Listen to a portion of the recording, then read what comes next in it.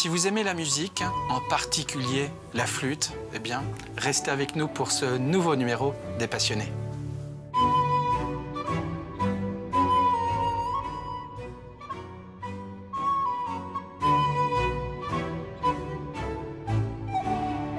Qui es-tu, Hugo? Eh bien, je suis un enfant de la banlieue parisienne. Je suis né en 1961 à Antony. Mes parents étaient arrivés d'Ardèche, en banlieue, et ma mère très tôt m'a mis au conservatoire qui ouvrait, à l'école de musique plutôt, de Bourg-la-Reine-Sceaux, qui ouvrait ses portes. Donc j'avais 6-7 ans et très tôt j'ai commencé la musique. Quel genre d'enfant étais-tu, toi? J'étais un enfant,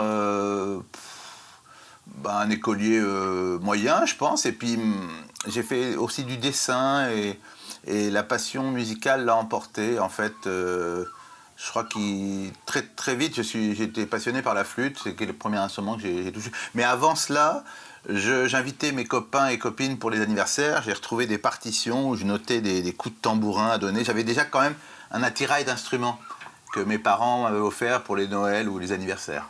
J'ai eu la chance de tomber sur un professeur qui s'appelait Pierre Paubon et qui avait fait une méthode solfège par la flûte à bec. Donc c'est-à-dire que mais c'était pas du tout comme la flûte à bec à l'école, hein. C'était vraiment, il en jouait bien, etc. On travaillait la flûte à bec, mais on apprenait, au lieu d'apprendre le solfège séparément de l'instrument, on apprenait les deux ensemble. C'était son initiation, donc dans les années 60, au conservatoire à Bourg-la-Reine, avec sa méthode. Et après, je suis resté 7 ans avec lui à travailler la flûte. Puis après, avec un de ses élèves, Jean-Noël Catrice, voilà. Alors la flûte, on va y revenir, oui. Mais disons-le tout de suite, ton métier est en lien avec cet instrument adoré.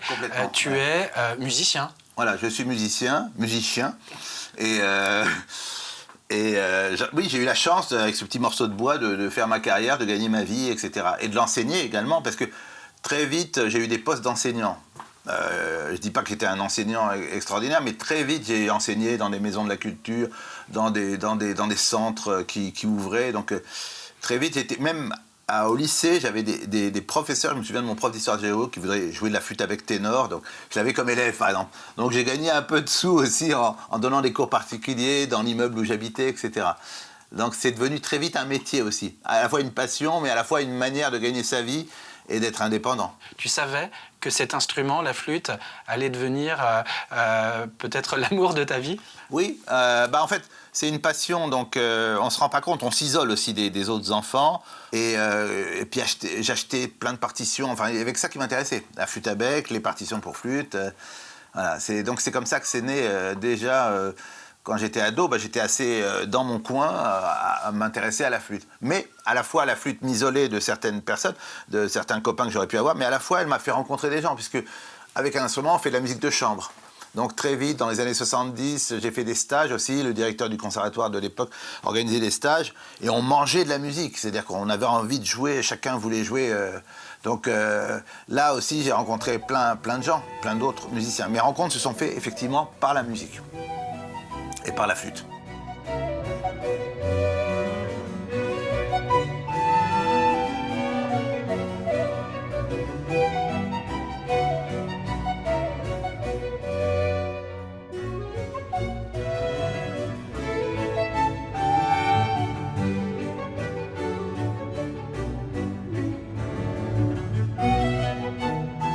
Hugo, tu as longtemps été, dis-moi, chef d'orchestre pour la Symphonie du Marais, cet ensemble musical de musique baroque en Vendée, au logis de la Chaboterie. Oui. Ça, c'est important dans ta vie. C'est 16 ans de ma vie à la Chaboterie pour faire le festival aussi et pour héberger la Symphonie du Marais. Nous étions là. Enfin, maintenant, ça fait 4 ans, donc c'est fini. Mais ça a été une période très importante. J'ai fait plein de choses, plein de disques, plein de concerts. Alors la flûte, non seulement tu la pratiques, tu excelles, tu es reconnu pour ça, mais en plus de ça, l'objet t'intéresse. Et tu pourrais juste en avoir quelques-unes. Tu en as une quantité assez impressionnante. Ah oui, il y a plein de tiroirs là. Tu en as certaines qui sont plus chères à ton cœur. Oui, bien sûr. Non, et puis dans les instruments de musique, on a surtout, il y en a un en particulier qu'on joue quotidiennement ou qui va servir régulièrement pour les concerts. Enfin, mais dans les flûtes, dans le monde de la flûte, hein, déjà, ce ne sont pas des flûtes traversières, ce sont des flûtes à bec. Hein, oui. On voit les sifflets. Et c'est cette taille de flûte-là qui est le plus utile. Voilà. Ça, c'est la dernière que j'ai acquis. Que tu fais faire sur mesure. Voilà, qui fait, oui, par un artisan qui habite en Suisse, qui s'appelle Joël Meyer. Et c'est avec lui que je travaille maintenant pour les flûtes, mais j'ai travaillé avec plein d'autres facteurs de flûtes. J'ai acheté des instruments à plein d'artisans différents. Mais voilà, ça c'est la dernière que... Là, elle a pas trop joué, là, mais bon. Mais c'est une flûte très, très puissante, voilà. Donc ça, c'est ce qu'on appelle une flûte à bec alto. C'est pour ces flûtes-là qu'ont écrit Bach, Telemann, Handel, Vivaldi. C'est ce type de flûte-là. Là, on est au début du XVIIIe siècle. Voilà, ça c'est celle qui m'avait fait en premier, ça c'est une deuxième que j'ai recommandée pour en avoir une deuxième parce que les flûtes, ça s'use en fait, comme on souffle dedans, qu'on envoie de l'humidité, la flûte à bec n'est pas un instrument qui va se bonifier avec le temps, au contraire ça va plutôt, le bois va bouger, etc. Donc on a besoin, contrairement à ce que les gens pensent, le flûtiste n'a pas juste une flûte tranquille et il voyage léger. Souvent on voyage avec plein d'instruments pour être sûr que ça marche bien. Et justement, pour être sûr que j'ai toujours un bon instrument, j'en ai commandé, je dirais, une d'avance pour être sûr que celle-là ne va pas, va pas s'user trop vite et puis va continuer à bien fonctionner. Elles sont toutes uniques, elles sonnent toutes différemment. Oui, c'est ça. Alors, celle-là, par exemple, elle sonne assez large. Par exemple, avant, j'utilisais des flûtes du facteur qui s'appelle Morgan, qui est un Australien. Il y a plus de son, il y a moins de souffle. Enfin, c'est compliqué à écouter, mais il y a une proportion souffle-son. C'est-à-dire que là, ce facteur-là, il compte sur la puissance que donne un peu de souffle dans le son. C'est-à-dire que dans une grande salle, ça va passer. Ça va être plus fruité, plus de son. Généralement, Hugo, c'est technique. Une flûte, c'est construit, fabriqué plutôt à partir de quelle essence de bois? Alors, c'est du buis. Alors, les buis est teinté en général. Voilà une flûte en buis non teintée ou presque pas teintée. Elle est donc couleur à peu près jaune. Et les facteurs anciens, vous voyez, par exemple, ça c'est une flûte très ancienne de 1720. Ça c'est la folie de ma vie. J'ai acheté ça dans une salle des ventes.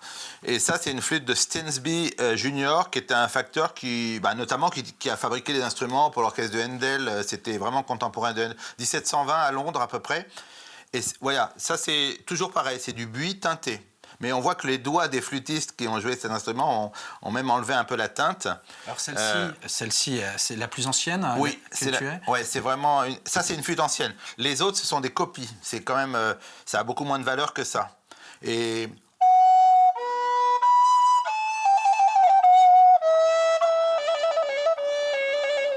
alors tes tiroirs il y a beaucoup de choses remplis de flûtes.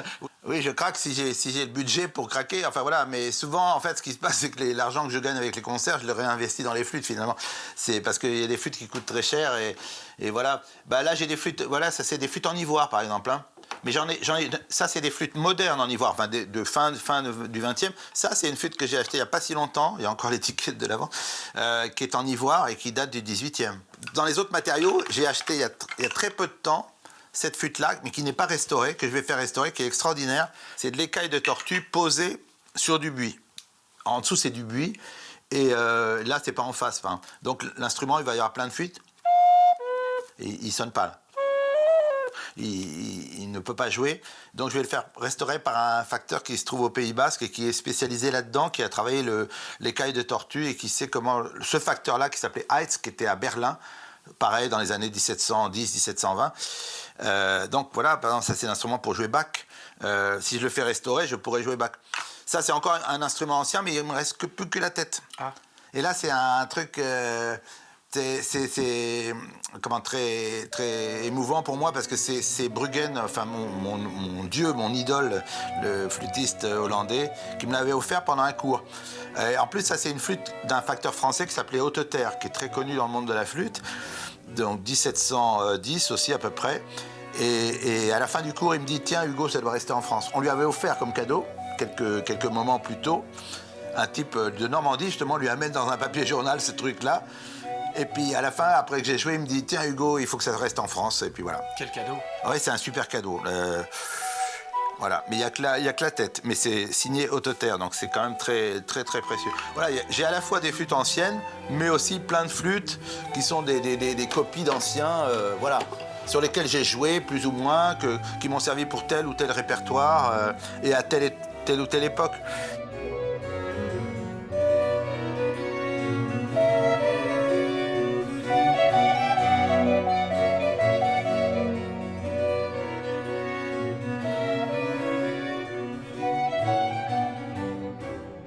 Tu réalises des albums. Combien en as-tu à ton actif déjà? Des disques, au moins une quarantaine, voire 50.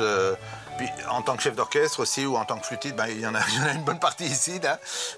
Et voilà, ils sont là. C'est impressionnant. Les miens, c'est ça. Voilà, c'est un exemplaire de chaque. Mais oui, on a fait beaucoup de disques à la chaboterie au début. Et puis après, j'ai continué avec mon label, que je continue toujours, Hugo Vox.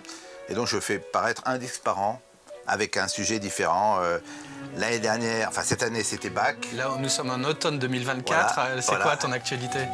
On vient d'enregistrer du Debussy. Alors c'est justement, je peux peut-être... C'est intéressant parce que c'est des flûtes modernes. Je parlais tout à l'heure des flûtes anciennes.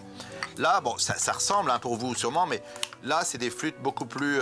Impressionnantes aussi. Oui, elle est plus grande, ça c'est une ténor, mais pareil, j'ai l'alto, si on veut comparer avec tout à l'heure. Et ça, on vient d'enregistrer du Debussy, qui n'est pas normalement pour la flûte à bec, mais qui est un répertoire plutôt de flûte traversière. Mais comme c'est sur la Grèce antique et sur le mythe du dieu Pan un petit air pour se quitter. Voilà, un petit air là.